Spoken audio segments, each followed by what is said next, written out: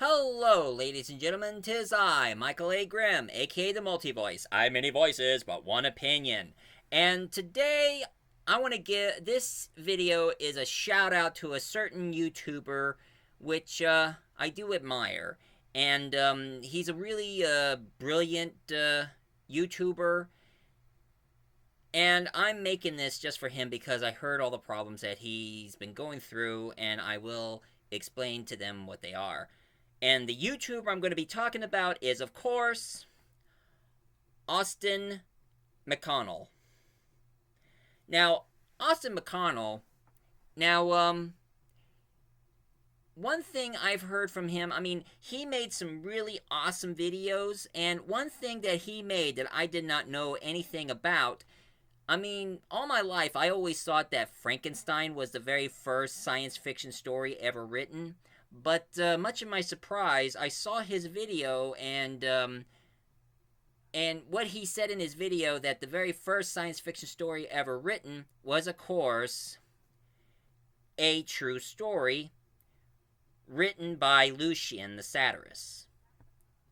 So the story itself was written back in the 2nd century by ancient Greece. And I've heard a lot from the story, and I gotta say, it's a very interesting story. I think that's exactly what's the inspiration for the space traveling adventure stories.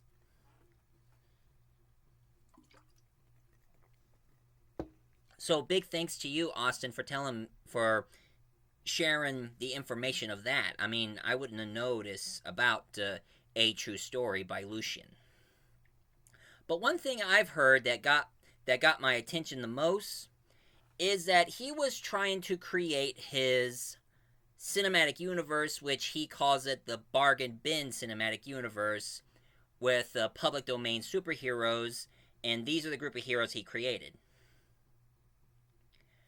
Now, he shared a lot of ideas, and one thing I should say, not only that I'm a DC fan, I'm also a fan of long-forgotten public domain superheroes. Superheroes that are long gone and never been mentioned ever again because some of the comic book company never own it anymore because their company went out of business. So, I was on board with his creativity and his ideas of all the superheroes that he's planning to create. Like, for instance, he wrote a novel, which I've watched a audio book of it, called the Spider Queen. Now, I like the idea of the Spider Queen. Even though I am anti-Spider-Man, I hated Spider-Man because, like what J. Jonah Jameson said, Spider-Man is a menace to society. He's a criminal, a vigilante. He doesn't want to be famous? You'll make him infamous. I don't smoke. But yeah, not a big fan of Spider-Man, but got my full attention over the Spider Queen, and it's getting me interested in the Spider Queen. And another superhero he made is, of course, Catman. No, not the DC villain to Batman. The other Catwoman. Catman. This one. He made a Saturday morning cartoon style of Catman, which I had to admit that was really interesting. And I also did like the Saturday morning cartoons, because ever since when Cartoon Network came out, I've been watching reruns of Hanna-Barbera superhero cartoons, and of course the Super Friends and such. So that was a good homage. And of course I also heard that he was trying to do a CGI animation of another superhero called Atlas. Now, I don't know if that movie is made or not, but I'm still waiting for it to be completely finished so I can enjoy it. And he also said that there were other superheroes that he's also planning, like Blue Bolt, Six Gun Gorilla, which I gotta say, that's pretty awesome. Have a gorilla who carries 2 gun pistols, and he's like a gorilla cowboy. Very different than Marvel's Hit Monkey. Now, here's one thing I also heard that he was planning. He wanted to takes one of Grimm Fairy Tales' story, Red Riding Hood, and make his adaptation of it. Which I have to say, now bear in mind, my last name is Grimm, but I don't know if I am a descendant to the Brothers Grimm or not, but I do have a sneaky suspicion I might be, since I do write my own stories and such. And, I always kept thinking about creating my own Red Riding Hood, but, there are, like, tons of different versions, and I like to know how he would, take my ancestors' fairy tale characters and make it superhero-ish, which I gotta say, that's pretty awesome. I would say she would be more like a werewolf, but that's been taken on Once Upon a Time. My damn train going by. Ignore that. And of course, one certain main villain that he had in mind is this one villain who goes by the name of Landor, the Monster Maker. Now, I always had a thing for old-fashioned monsters, and I can tell that this Landor character is like a Frankensteinish villain. So I kind of like that concept. That would be a pretty awesome. And it was all supposed to be part of his bargain bin cinematic universe, which I was on board with it. And, of course, lately I've been watching his videos where he kept suffering a couple of strokes, and now I hear that he had an open heart surgery, and he has this device that helps him make his blood flow through his heart, even though it makes a ticking sound, but he has to take a lot of pain thinners in order to avoid clots. So I gotta say, he's having a hard time, and I feel really sorry for him. So, don't worry, Austin. I mean, you have my support. I may not donate, but I am doing this shout out for those who will help, and trying to make your creativity be well known. And of course, believe it or not, Austin gave me the inspiration, because I wanted to create my own cinematic universe, but not with superheroes. I mean, thanks to Guardians of the Galaxy, which I did enjoy very much. Star-Lord always been my favorite. And I kept trying to think of what kind of space heroes should I create my own cinematic universe, until I've heard that there was a company, which I always mention. I mean, I mention this company so many times, Dynamite Entertainment. And one thing I did, Dynamite Entertainment, they did their adaptation of Flash Gordon, Buck Rogers, and also John Carter, the Warlord of Mars. And it gave me an idea. I should do an audio drama that involves... I mean, I started out with 2, but I am going to introduce a 3rd. So, therefore, I created my own universe, which I call the Flash&Buck-Verse.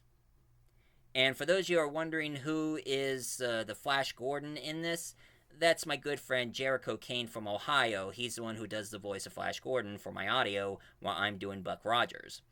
And I already made Flash Gordon Meets Buck Rogers. And I made the sequel, Flash Gordon Meets Buck Rogers Again. And right now I am working on a 3rd, and probably be the final story, Flash Gordon Meets the Galactic Defenders. I took the idea from Guardians of the Galaxy and create my own space hero team, which is all science fiction. And as usual, my own version of Flash Gordon, and my own version of Buck Rogers. I tried to make the character look more like me and Jericho. And of course, the other characters that I'm also introducing is, of course, John Carter, the Warlord of Mars, and also Barbarella, Captain Future, Dan Dare, the pilot of the future, first British sci-fi space hero. David Starr's Space Ranger. The Lensman, which he was the inspiration for Green Lantern.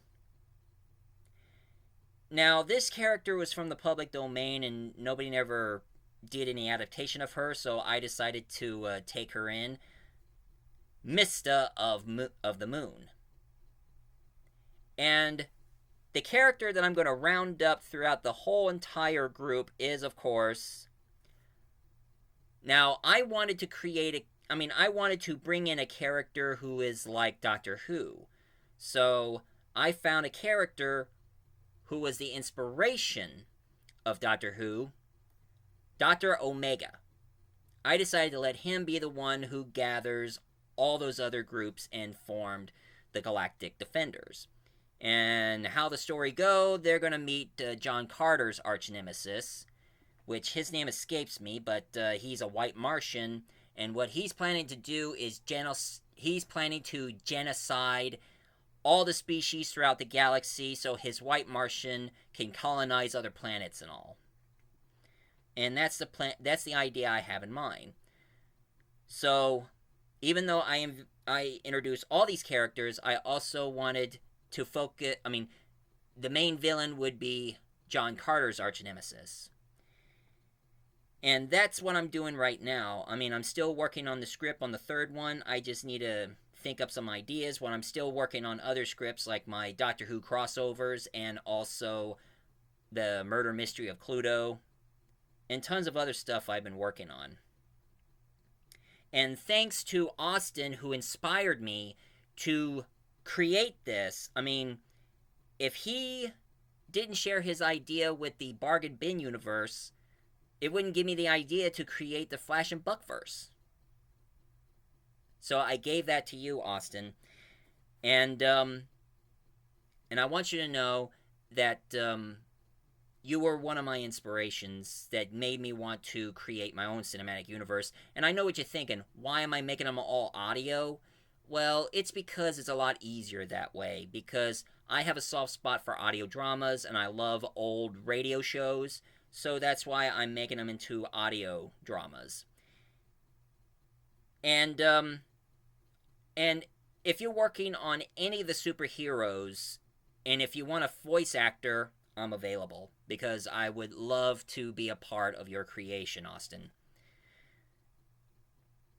So, for those of you who are not too familiar, I'm going to send you the link to his YouTube channel, and please subscribe to him, and even go to his Kickstarter and help him out with his creativity, like whatever that he's working on. And this is my shout out for today. And for those of you who likes what I'm doing if those of you who like what I'm doing right now, please leave a comment down below, hit like and subscribe. I'm the Multi-Voice Reviewer. I remember so I can jog your memory.